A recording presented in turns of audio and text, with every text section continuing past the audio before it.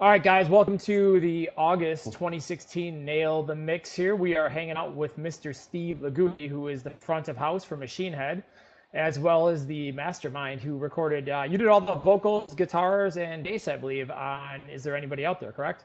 Yeah, and some of the drums too.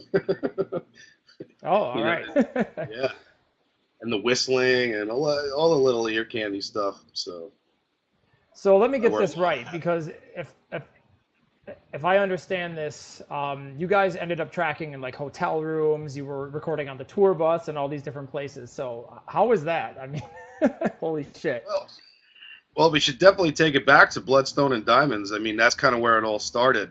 When I started working for Machine Head, Rob had no idea that I was like a studio guy as well. And it basically he had approached me one day, be like, "Hey, do you have your Pro Tools with you? We need to record this lead."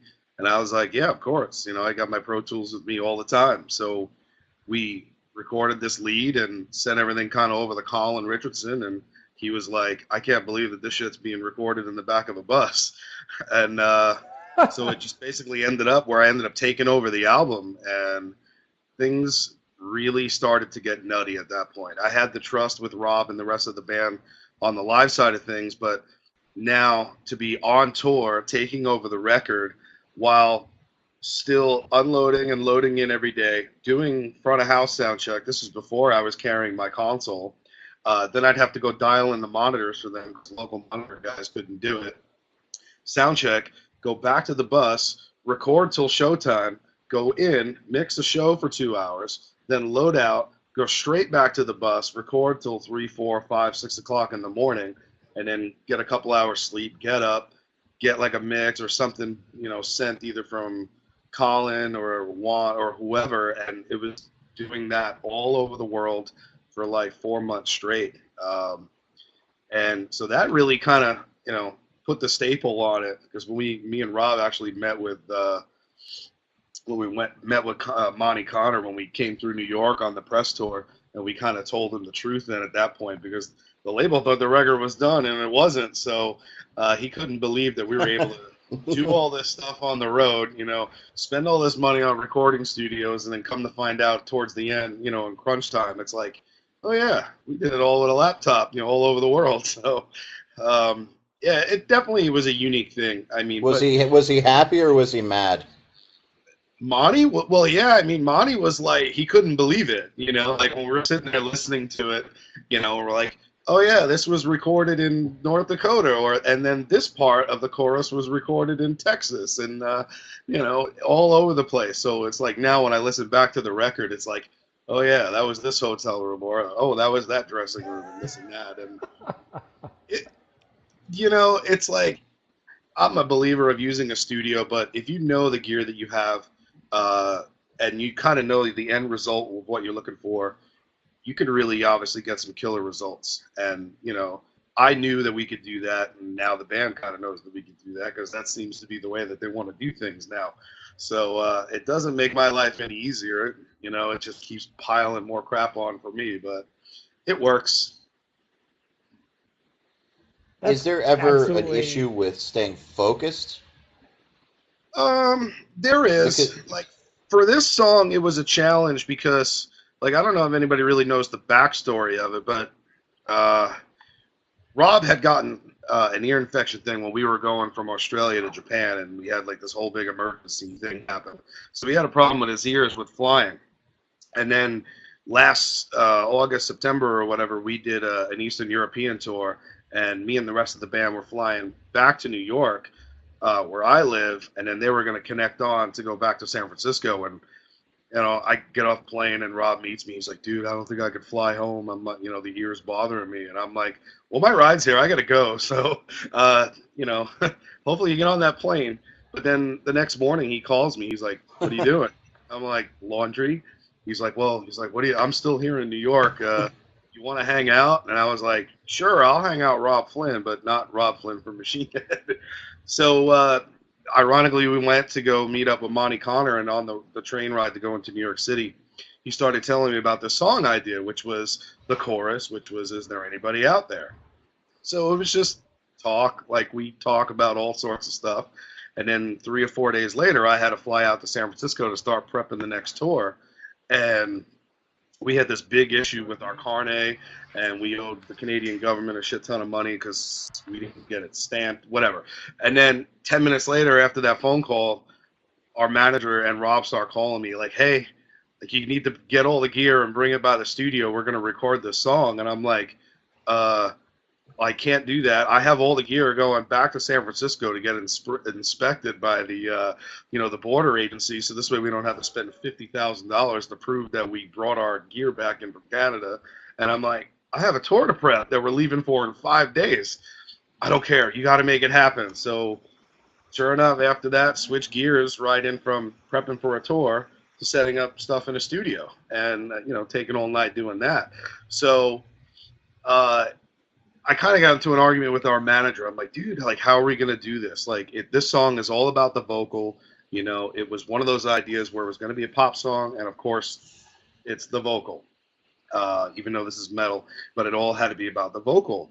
And when we were planning the tour, we couldn't do anything more than 4 songs in a row. And because we're playing 3 hours a night, and for these dudes who are 50 years old, I mean, our type of material, it's demanding. And to try to record vocals for this kind of song on the road in between 4 in a row, it would be too much. So I was really, really against doing any of the vocals on the road. I mean, the instrumentation, sure, they could play all day long, but I did not want to do vocals on the road. But certain people just don't want to listen to me. So it was a bit of a challenge. So how did you pull those off? Very carefully, just doing it a little bit at a time. I mean, I really pushed Rob for us to kind of focus more on the instrumentation. Early on, we were really still kind of piecing the whole thing together, the arrangement. We were still piecing together a bit of the guitar riffs. It's not a very, heavy guitar riff song, because we had a lot of plans, to kind of just keep it simple. Let's focus in on the lyrics and the vocal, a little bit of the ear candy things with the strings and whatnot. So we just, the process of recording vocals with Rob, it's just trying stuff. I mean, getting in front of the mic, he just grabs random lyrics. And Joel, I'm sure you probably got the rough vocals that I had sent over, the different words. Yeah, it was pretty entertaining. Yeah, exactly. The master. Exactly. Like my favorite line is "Boss Enema." There's that, and somewhere in the second verse. So, and then this. I was dying laughing. It was so funny. Yeah, and this little the blah blah blah blah blah. Fuck you. Just the way he's saying that. Like every time around, like we just kept laughing at it. But it was assembling it. Still being on tour. I mean, Rob was so focused in on working on the new song, like it's like he almost forgot that he was on tour. He didn't care. So I think he got. It fueled his engine a bit that way to kind of want to motivate him to work on this song. So, we just did what we could. I didn't push him too hard. And as the schedule was going along, I kind of thought that we would really kind of worry about vocals once the tour was over. But that too was a critical thing because after 6-7 weeks of screaming his head off, his voice is going to be pretty shot. I mean, I don't care how good of a vocalist you are. After that kind of abuse for such a long, long time, you're gonna be hurting, no doubt. So what was the vocal setup? The vocal setup was we had a PreSonus Fire Studio. Typically in the past, he was a TLM 107 guy, but I personally never really liked that vocal. For him, I just felt it was a little bit too nasally, a little bit too sibilant, and I knew kind of the vocals, we had discussed like what kind of vocal sound he was going for, and I ended up, going to pretty much my standard vocal microphone, which is an Audio-Technica 4050. And we did the mic shootouts and stuff like that. And when we did the 4050, I just had him sing into different ones and then played it back and let him choose. And the minute we hit the 4050, which went straight into the preamp, by the way, and he was just like, whoa.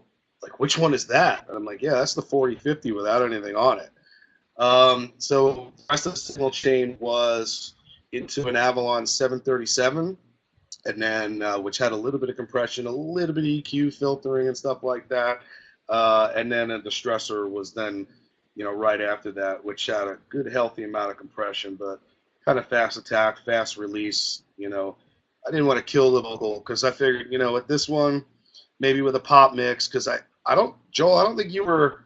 I didn't know if you were mixing or who was mixing at the time, but I didn't want to kind of kill the vocal. I kind of wanted to leave it for whoever at that point, because this was like one song. So I really didn't want to get too crazy as my own creativeness on the tracking side of things. So I just left some freedom there. But normally I'm one of those guys that likes to commit to things. Just get it down, get a sound, and move on. But that was the setup. How did you overcome noise issues on the bus? Well, we tried not to do the bus so much, but knowing microphone pickup patterns, it was basically, well, there was a couple of times we had to shut the generator off on the bus and turn the air conditioner off, which certain dudes in the band and crew were not really feeling that. But even in the hotel rooms, I would take the mattresses off the beds and put them in the corners and basically have the mic facing, the corner of the room, and just kind of made a vocal booth that way. And I mean, to me, that was the only way you were going to be able to get consistency each and every day.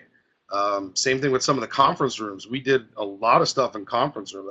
Most of Jared's backing vocals were all done in a conference room in New Orleans. So we had 2 days off down there. So we had a good bit of time to kind of get a lot of the stuff that we needed in that room. Conference room at a hotel, like. Yeah. Yeah, we awesome. Rob documented a lot of it, and we also documented a lot of the stuff from Bloodstone and Diamonds. And I could actually send you over some pictures that maybe you guys can fly in that I took of one of the hotel recording vocal booths that I made, because I've shown some people and they're just like, no way. Like when I showed Monty, he was just like, yes, this is impossible. I'm like, no, it's real, man. We want that. We do. You got it. I'll send that over right after. It's pretty unique. But it doesn't matter. It worked. It sounds good. That's all that matters. And that's the end result. You hear it. So I saw you write something that you recorded a snare drum in a hotel room. We recorded a bunch of stuff. All those marching snares. Joel, I think I sent you a pre-mix of the snare drum bit, but that was from. There was 5 microphones, and I think we did 7 or 8 passes because we really kind of wanted that marching snare drum vibe going on there. And same thing with that.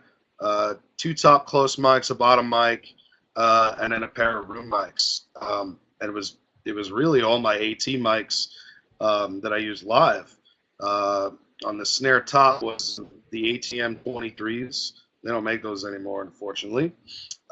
Snare bottom was the ATM 450, and then a pair of 4050s on the overhead. And I think I might have used a 5100, kind of like a mono room mic, just to kind of get like a little bit of the room. Because this one hotel that we were in, it was like one of those like suite places that had like the big living room and the kitchen and stuff, and it had like a high ceiling. So it kind of, like, I was really surprised, like putting the headphones on.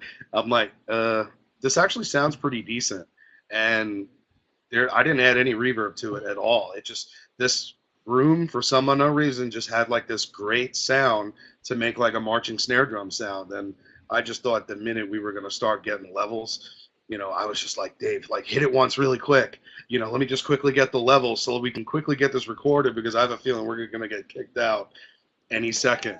And nobody knocked on the door. We recorded, I think, until 3 o'clock in the morning that day, and what? We got a lot of stuff done. Never Amazing. in a million years would have thought that. Yeah, not bad for $60. How did you not get kicked out? I don't know. Like I had told the tour manager, "Oh, listen, I need this room. We got to record. Maybe say something to the front desk to put us in the middle of nowhere, maybe not by anybody, but there was people in the room upstairs and next door to us, and it's just one of those things. The stars aligned for us that day. We Maybe they didn't were get fans. kicked out. But typically, like, especially if we're going to use the conference room to do the singing, we talk to the front desk and we like, look, get us either a room or a conference room where we're in the middle of nowhere. You're going to hear the sounds of someone getting murdered in a room when Rob starts screaming, but it's okay. Like, we're singing. And some of the time, most of the times, they're like, "Oh, Machine Head, that's awesome! You guys are recording the record here," and they're like, "Yeah, go nuts!" And then you'll see the people kind of like walking by and like looking in and see what's going on and stuff. But we've been lucky all over the world. I mean, we did not have one problem any of the times that we recorded in the hotels, so we were fortunate.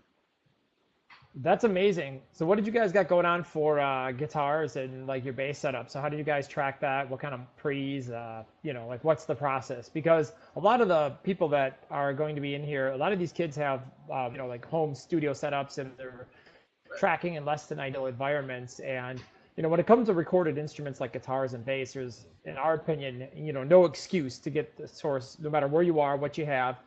Just really focusing on getting amazing performances and, with whatever you're using. So this, I feel like is, well, obviously you guys have at your disposal whatever you want and all the experience, but I mean, it's just cool that you guys actually recorded guitars on a bus in a hotel. And, it's like not, I think of guitars just done in a studio with humidity and tuning and teching and, all that stuff. So. Yeah, the guitars was the same for the most part as Bloodstone.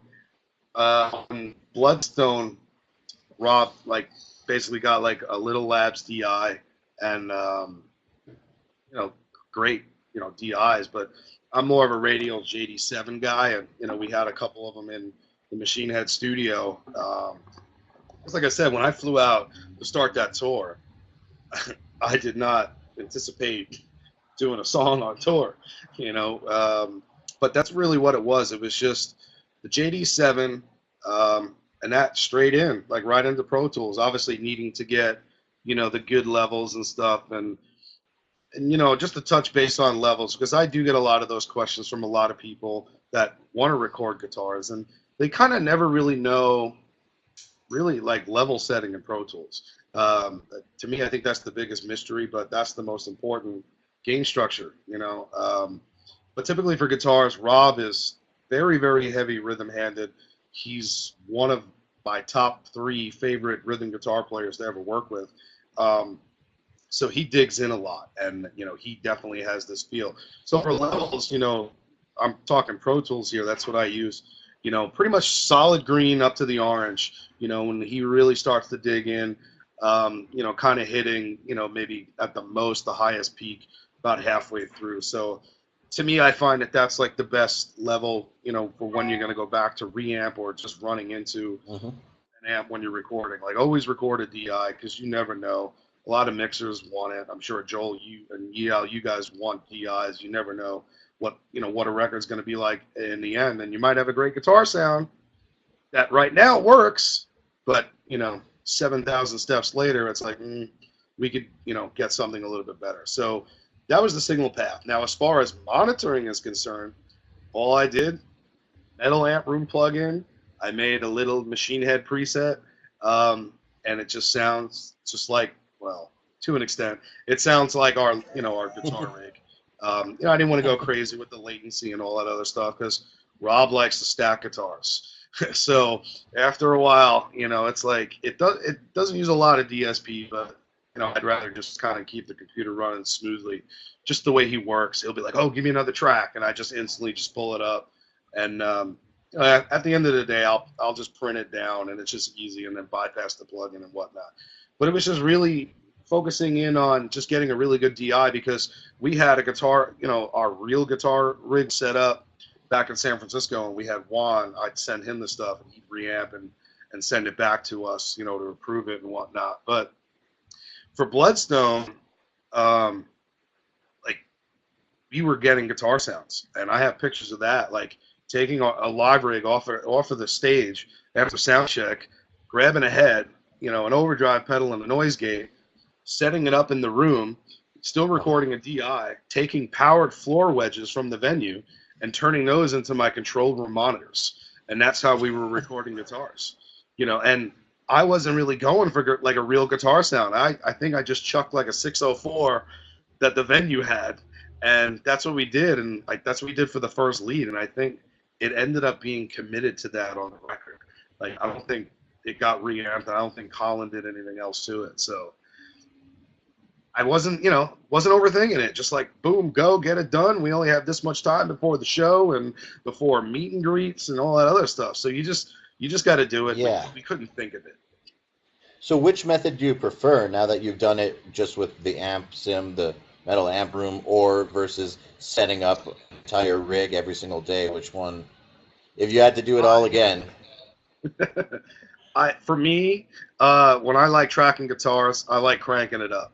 The headphone, there's only so much you can kind of get out of headphones. Rob being a seasoned player, trying to get these, Rob into a mood or to think about things before he tracks it, or when I kind of give him shit. Oh, what do you think of that? Like, no, it wasn't Rob Flynn. You didn't dig in enough. Hey, watch who you're talking to, But I would prefer doing it kind of the old school way.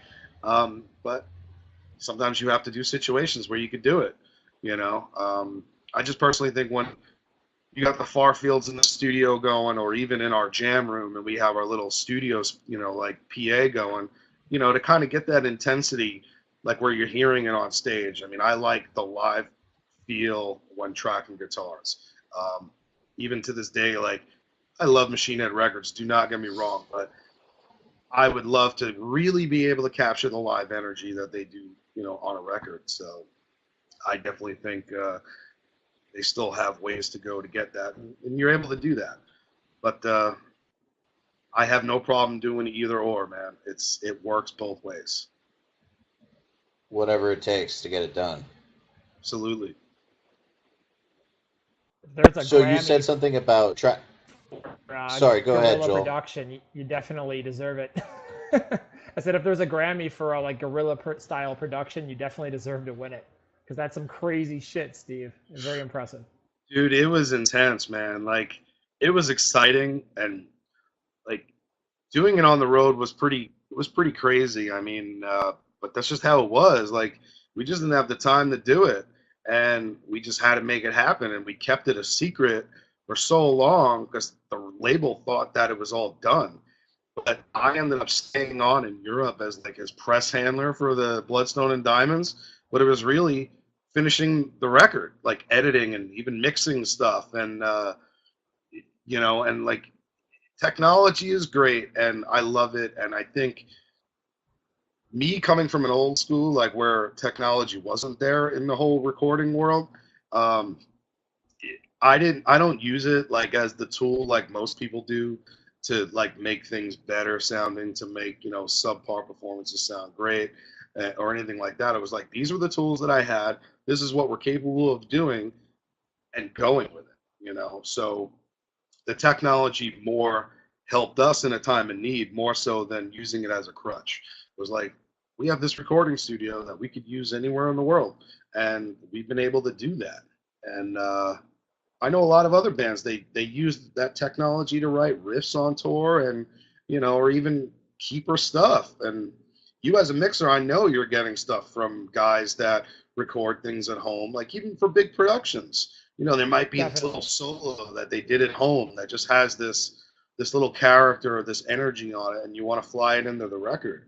So, I mean, technology is amazing for us nowadays. I mean, we are just so fortunate to have that, and it doesn't cost a lot of money.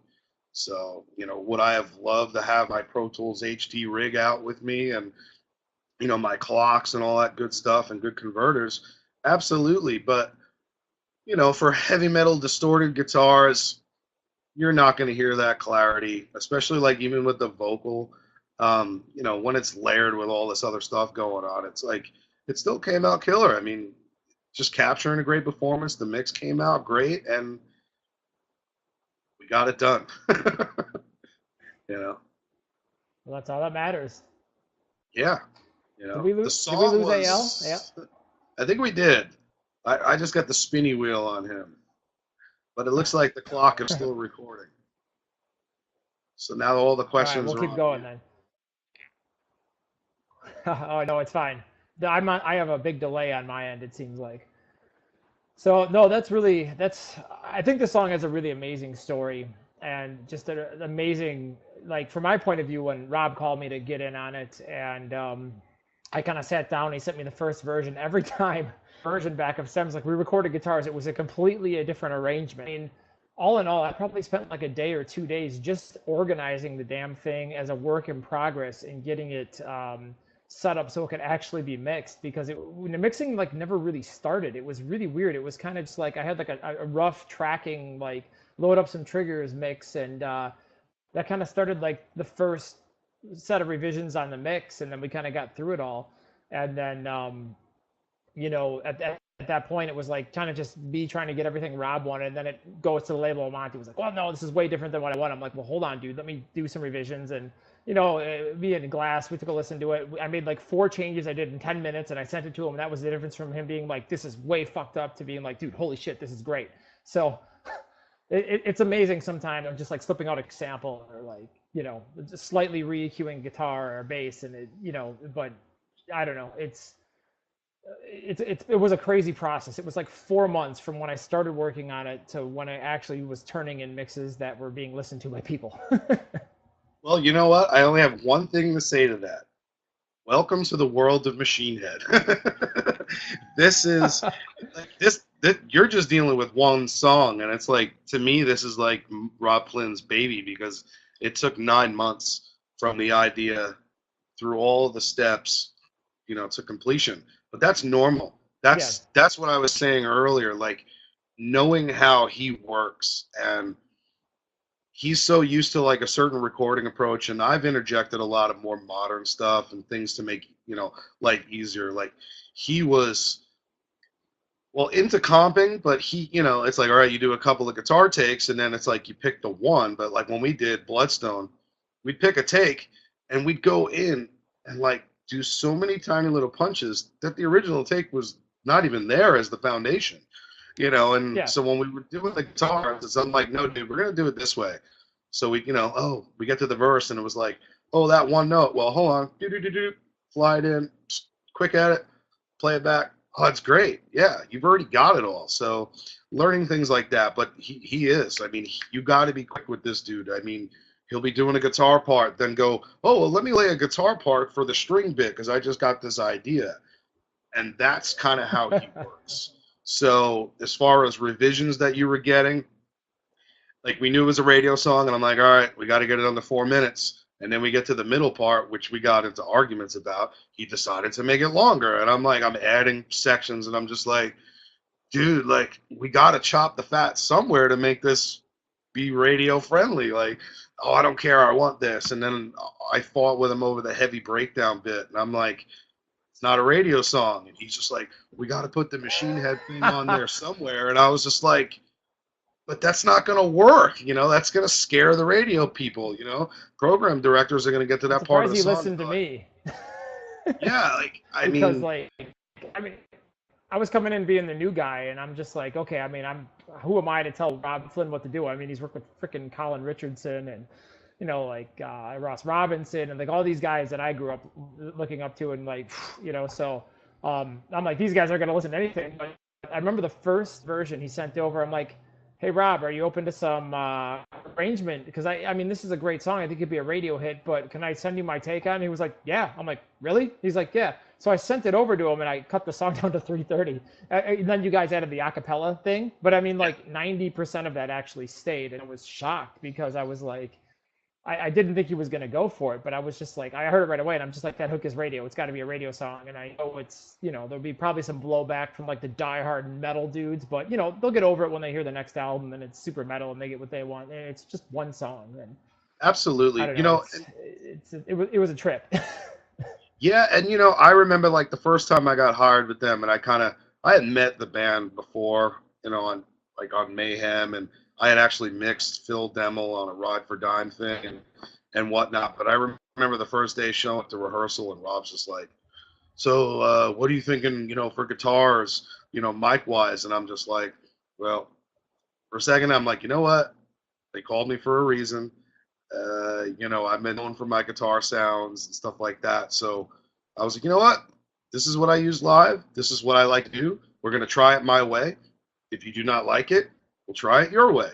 But let me do my job. And this was on the Mayhem Festival, and I was using virtual sound check. And I remember because we were, the headliner of that stage, and 9 o'clock in the morning, I'd be playing my tracks back, after the first show. And I remember Dave come running out of the porta potty to front of house, looking up at the stage, not even seeing a deck on stage, just like, who's playing my drums? And I'm like, oh, that's you from last night. And our bus was parked right behind the stage. And, it was pretty loud for 9 o'clock in the morning, cranking out of the PA. Here comes Jared, here comes Phil. And then they're all standing there. And basically as a spectator, the first time ever in their life to hear what's going on. And then sure enough, here comes Rob Flynn around the corner. And I'm like, oh, fuck. And then he comes out and he's like, just push my guitar up a little bit because he wanted to hear it a little bit more. And then I bring it back. He's like, all right, dude, whatever you say goes. And I had that trust. So I would suggest, yeah, you got to kind of know your place for you new guys that are kind of coming up. But you can't really be intimidated by big people. If you have the ability to interject ideas, go for it. What's the worst they could do is say no. But people can be receptive to that stuff. And, and I just like you said, he's worked with some of the greatest people in the world. And for me to now be on, the Machine Head record and, not getting a producer credit, I don't believe in that shit. But, sitting there tracking, it's like, hey, I hear it like this, or I know you could play it better and do that and do this, and let's try that and try this. Like, that's awesome. Sometimes a lot of the ideas don't work, but to be able to kind of have him be receptive to ideas is pretty awesome. And he's gotten better over the years from sharing stories with Colin and Andy Sneap and all that other stuff. So they've definitely matured as musicians to really listen to other people. And, the trust and the relationship is key for anything, especially in production. So I think to me, that's pretty awesome. So, there's only one thing he didn't take my advice on. Like I really pushed him to not try to get the string section in before the vocals were done. Like I'm trying to tell him, I'm like, all right, this is a pop song. You got to start from the top down with the vocal, and he's like, well, the string people have to be in by such and such. And I'm like, well, they're trying to complement the vocal. I'm like, we don't have the vocal part down. I'm like, we're really putting the cart before the horse. And the first string take ended up being a disaster. It wasn't tuned right. They didn't play the parts right. And, I just wish sometimes he would just listen to me. But, nothing's perfect. Sometimes you got to crash and burn, you know what I mean? But I think going back to what you said, Steve, I think that's a really good lesson. Like when you're going in, and this is, I think for anybody watching this, this is a great lesson, is that when you're going in, you're working with a new client, whether they're the biggest band in the world or the smallest band in the world or anywhere in between, it's very important to develop a rapport. So obviously if they've called you, there's something that you've done that's, won their ear and their interest. And, you have to be somewhat assertive with your opinions, and you can always gauge where they're at. So if you come in at first and you're like, can I make a suggestion? And they say yes. And then you make a couple of suggestions or like piss off, then you back off. If they're like really receptive and, they keep going and they're liking it, and there's that, you're going to win their respect right away, and then they'll take what you have to say seriously.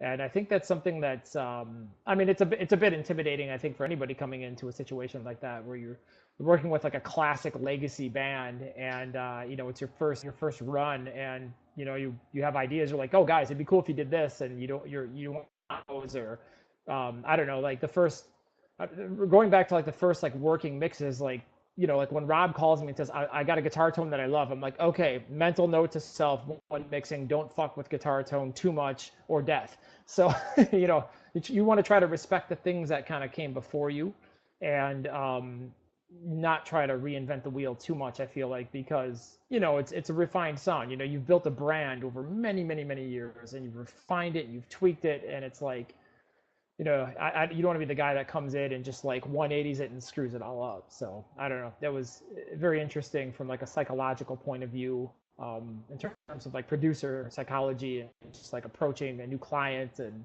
I don't know. It was just a very interesting experience for me. And it sounds like you've had very similar type of experience coming into your position and your role. So very, very fascinating. So let me check the I want to time. add one thing. Yeah, I want we'll to wrap add up. to I'll do what like you're one more saying. question. Um, Yes.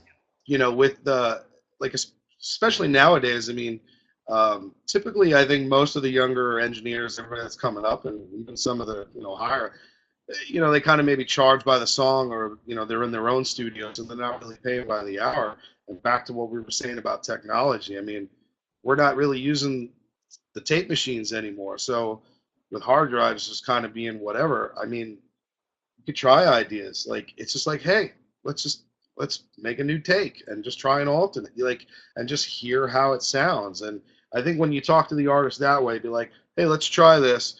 I'm going to save that. Let me put up a new track and try playing it this way, or do that, or do this, and then you can kind of A/B it. So, don't be afraid, like it's the WAV file. And if they hate it, delete, but you never know, man. So don't be afraid to go out and explore things. I mean, this is creative stuff, man, and kind of what you hear in your mind's eye might be difficult to get across to another artist, but sometimes just putting the idea down and then letting them take the step back and listen to it is sometimes all that it takes. So don't be afraid. Yeah, definitely. I mean, I think that's amazing advice because what's the worst they can say is no. I mean, hell, the first version of this song, I mean, Rob was like, dude, just go crazy. You really liked all the production in the Bloodline. So I put freaking synths and all this shit that would never make a Machine Head song. And I'm like, I'm just going to put this shit in just as a feeler to see how, like, extreme he's willing to go versus, like, how narrow. So if he only comes back to me and says, this is all shit, I just like the strings, okay, you went too far. But if they come back, they're like, this is really cool, but maybe we could change this crazy synth into something Yeah, like a string or kestrel part or a choir or something like that. And then, suddenly you're going there. So, I mean, the artist has to definitely have some sort of vision. I mean, it's like, and for being a producer, you sit down, they bring in the guitar, and, you go through 20 songs, and you're like, that one, we're going to record that one. That one's the hit. We got to sit down. Let's record this song right now. Plug in. But you get the drum set up, like, let's go. You got to have that intuition, and I feel like that's important for the artist. So you always got to find the guy in the band who's like the key player, who is open to those ideas. But you definitely, like I said, the worst that can ever happen, they say no, and you move on and come up with another idea. So Steve, thank you very much for your time. That was super interesting and absolutely fascinating, and greatly appreciate you coming on. Yeah, man. Thanks for having me on, guys. Absolutely. Well, take care of yourself, and hopefully you guys will be back in Milwaukee sometime soon on tour, and I'll get to come visit you guys and be the only non-metal looking dude. Yeah, and hopefully no technical problems this time. Ugh, that was a rough day. Yeah, like the PA shutting down. Yeah, multiple times. That was that's live, man. Like, that's shit happens, and you just got to roll with it and try to Well, the fix it. show So. is still great. You guys obviously handled it fantastic. So, all right. Well, thanks, Steve. We appreciate it, and take care of yourself. We'll see you. Hey, everybody.